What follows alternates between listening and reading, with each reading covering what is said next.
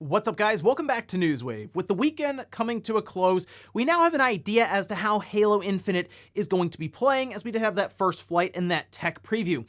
Unfortunately, because of that tech preview, it appears that story spoilers from the campaign are starting to go around online. We're not going to go over the spoilers themselves here, but we're going to talk about what happened and what you should be looking to avoid. Also, we're going to be talking about a new ESRB rating that appears to have leaked out a new Nintendo Switch game a little early, and we should be expecting that announcement here anytime. And we're also going to talk about that Gigaleak once again, as more information has come out around games that didn't exactly make it out of the planning stage, and I'm sure it's going to disappoint quite a few people. Guys, if you enjoy these videos, make sure that like button helps out a ton, and if you're new here to the Spawn Wave channel, make sure you subscribe down below and ring that notification bell so you can keep up to date with all the uploads here on the channel. And we're going to start today with Halo Infinite, but we're going to go more of the side of the technical analysis when it comes to the frame rate and resolution for all of the different consoles that the game is going to. Remember, there's the Xbox One, the Xbox One X, the Series S, and the Series X, and then a whole slew of PC configurations with CPU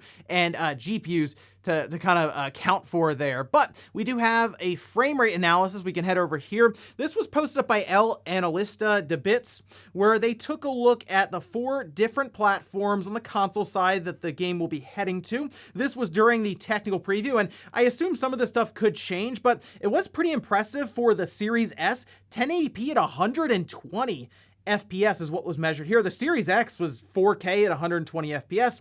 Going down though, however, to the Xbox One, 1080p at 30 FPS, and the One X at 4K 30 FPS, and that would be a competitive disadvantage having to play at 30 when the Series S or the Series X at 120. So I do wonder if, like, the One X, for example, could have the resolution altered a bit so that that frame rate could at least go to 60, just to kind of make things a bit more even there.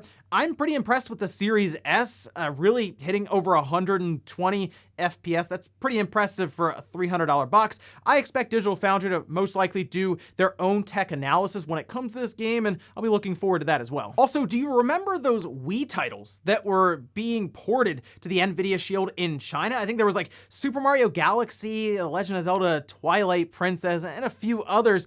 It looks like those are now being delisted, and we have an explanation here even from Daniel Med over on Twitter, where they say the Nvidia Shield failed in China because of its pricing, among other reasons. These Nintendo Wii games were only purchased a few thousand times each. On the other hand, the Switch has found success in China, as our latest report states. And the Nvidia Shield, I don't really think the Nvidia Shield does like big numbers for Nvidia really at all. I mean, I'm sure they sell okay for being like a box you can attach to your TV, but I feel like they continue to try to push it as basically a little gaming console almost, and it just hasn't caught on like that. They even put Wii titles on it, you know, in China, and some of that had to do with the pricing of the system. I think it was kind of pricey as well, but like if Mario and Legend of Zelda can't sell your system, even though that was like region specific, yeah, it's probably not going to work out, so it looks like they're delisting it here and kind of moving on. I would have liked to have seen that also get released here in like the US, so we could have tried it. Oh, and do you remember the Simpsons hit and run from like the GameCube or the PlayStation 2? I really enjoyed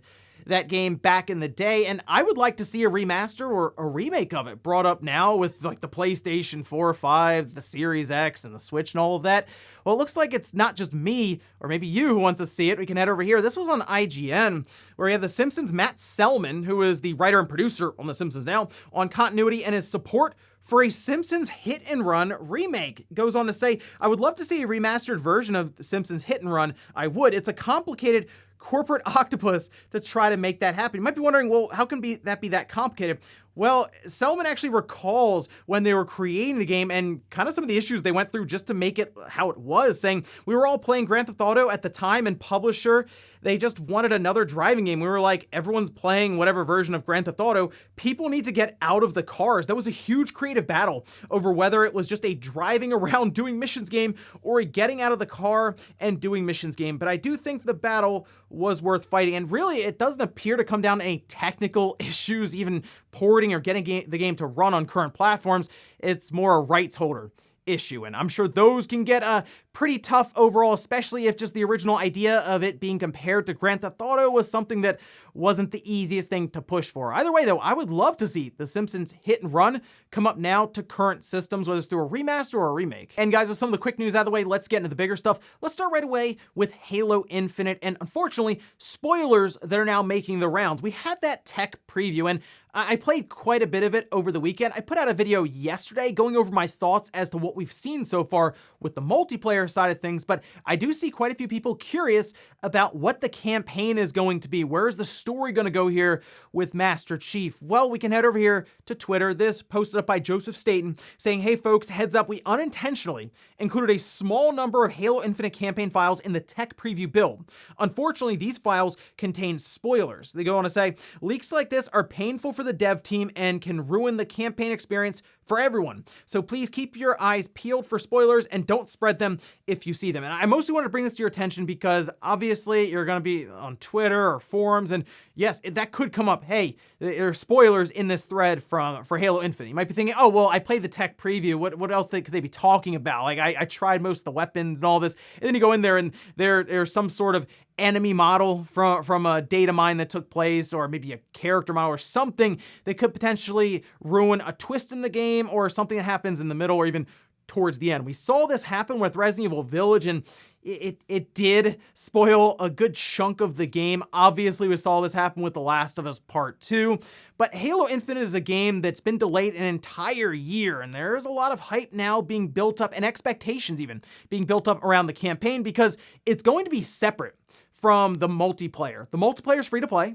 The campaign is what's going to be held up here as that full purchase, or I guess Game Pass download for a lot of people, or what's going to be on store shelves, right? Is you're buying the campaign, you want to see what happens with Master Chief in what I guess described as a semi-open world style game. The last thing you want to do is just kind of be browsing the internet and see like endgame spoilers. Now, there was one other thing that seemed to pop up, and it got me thinking about the multiplayer side of things, because in this data mine, there appears to be a voice clip from the announcer kind of saying, hey, Battle Royale, like a Battle Royale mode in Halo Infinite. Is that something that they would look at? Because it has been brought up several times. Like, is there going to be Battle Royale in Halo Infinite? Are we going to be going towards that kind of a model? Or it doesn't appear, at least for now, that's what they're doing. But I mean, it wouldn't shock me if they've thought about it and looked at kind of how these battle royales are going now and been like, hey, maybe we can build this out in the future, and there's just a voice clip they have set aside just in case. I don't necessarily think that means that we're going to get a battle royale mode revealed ahead of launch or anything like that. Right now, they're just focused on getting this game out the door. They don't need to then add in 100 some odd Spartans running around in a battle royale style mode, because that's enough to contend with on its own. But with how much I've seen the Master Chief Collection evolve over time, I wouldn't be shocked if a game that they're probably going to build on over at least the next decade does eventually get a battle royale mode. It's popular now, and it's easy to market and advertise as something that they add in during one of the seasons.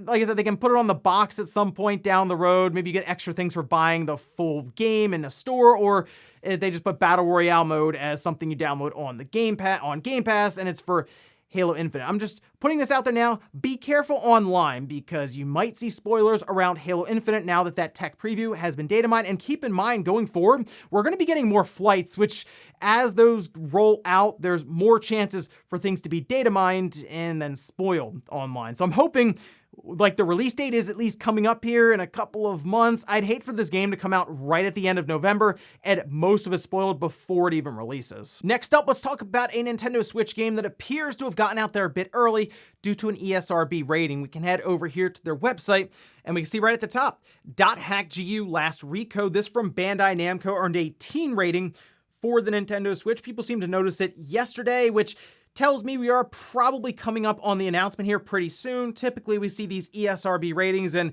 I would say within a couple of weeks, we see the announcement done. So I'm thinking sometime in August, and most likely it will be coming out before the end of this year. And .hackgu last recode is a compilation of the .hackgu games, but it came out on like the PS4 forever ago. I double checked. It was like 4 years ago, like 2017. So yeah, it was a game to me that would make sense to have released it on the Switch back then, even like the following year. But Bandai Namco has really been dragging their feet around the Switch's success. I mean, even if we go back to September, so last year, 2020, there was a Q&A with CyberConnect 2 around .hackgu, last recode on the Switch, asking, is this game coming over? Because this game makes a ton of sense to be on the Switch, considering it being like a full JRPG and all of this.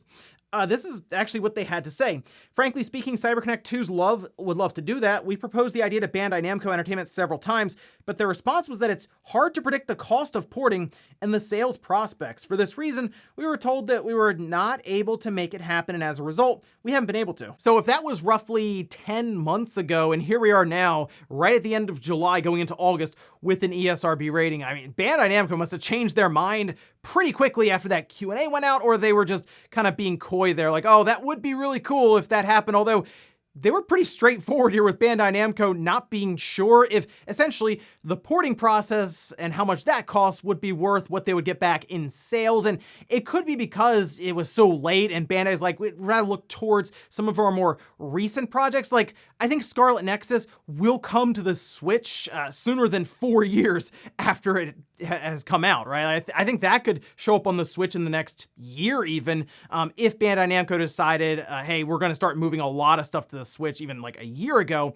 So I think .hack on the Switch makes sense, but it's probably gonna come out as $50, $60 game, and we've talked about it several times going on sale for the PlayStation at less than $10. So it's a tough sell, I think, but if you're someone who was interested in the .hackgu series and you just haven't picked it up, or it is a game that would appeal to you more as a portable game, I mean, it's going to be worth checking out. We'll just have to see what the price is on this one, but I guess it's better late than never. Next up, let's talk about that PlayStation 5 NVMe expandable storage situation, as last week we found out that beta users would be able to try out different NVMe drives inside of their PlayStation 5, and we had an announcement from Seagate as the one that was compatible with the PS5, but since then, we've started to find out more from official sources as to which NVMe drives we can use. You can see this over on Twitter from Mark Cerny himself saying, our solution to our very active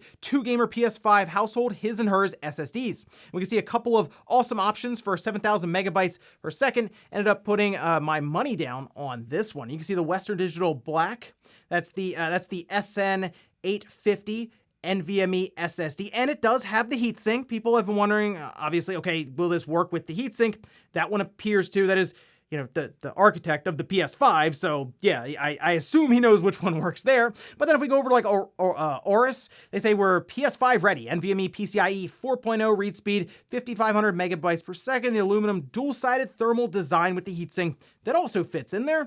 Others have had a chance to test it with Alex Hudson, for example, over on Twitter, showing that same SN850 from Western Digital fitting correctly into the PlayStation 5. So right now, that or the Seagate appears to be what's been talked about the most. I do have that Samsung 980 Pro that I would like to try out with a third-party heatsink I'm gonna try to attach myself and see if all of that fits there. And then we did also have Mike Fitzgerald over at Insomniac kind of go over the differences in speed depending on which M.2 you get, saying, exciting to see PS5 beta testers getting access to the M.2 SSD feature. I'm sure the public beta will result in plenty of benchmarking across different games and drives, but I'll spoil with some of our results from early testing at Insomniac on Ratchet & Clank. It's looking good. The Gen 4 drives we tried that met the recommended specs gave results almost indistinguishable from the internal SSD. The rest of the I.O. path still in use, that's hardware crack and decompression, etc., is definitely pulling its weight in delivering the crazy loading moments in Rift Apart. However, they did say here they tried some that were under spec, saying, we tried some below spec Gen 4 M.2 drives as well and saw up to 15% slower loading in the most SSD stressing areas of the game. Not too shabby, but keep a close eye on technical specs if you're making an SSD purchase, as our game does rely on high quality storage. So I do wonder if this is something that we'll see pop up online from time to time.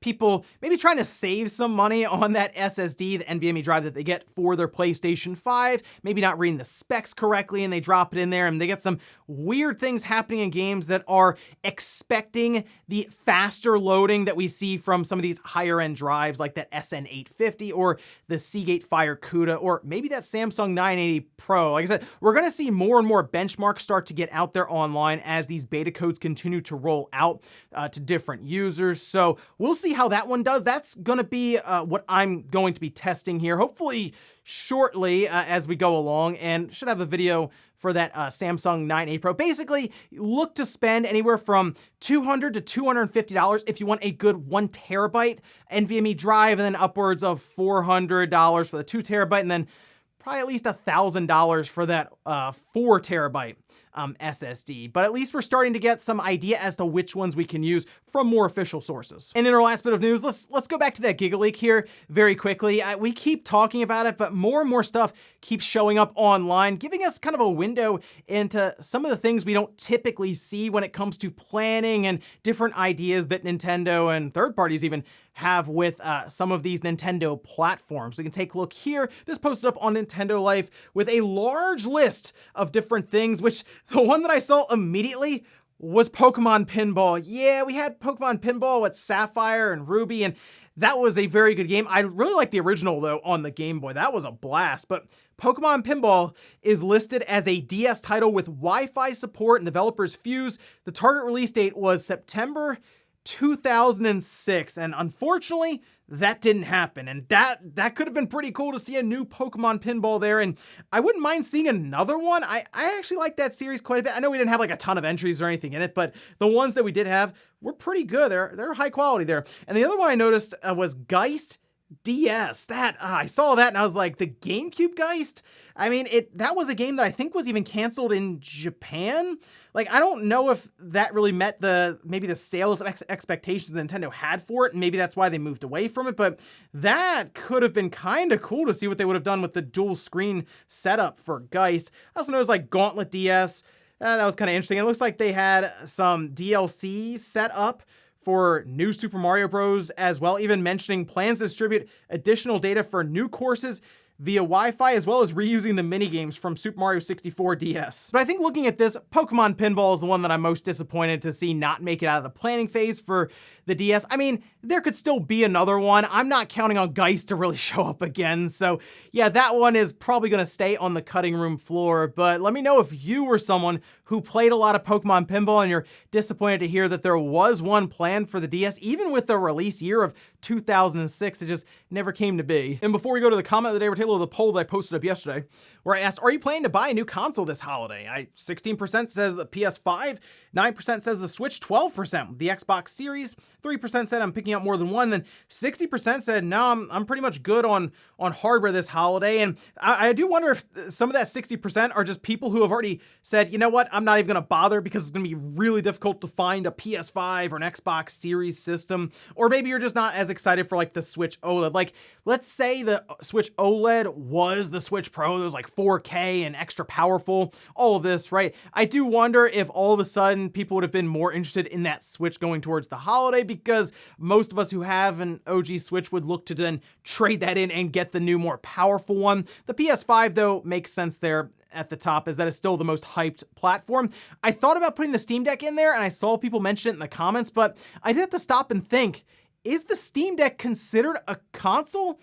Because up until this point, the other handheld PCs have not been considered a console, despite being technically the same thing that we have with the Steam Deck, except that's from Valve, and the other ones are from smaller companies creating them. Let me know what your opinion is on that one. Is the Steam Deck considered a console or a portable PC? And we'll finish up with the comment of the day, as you're seeing here.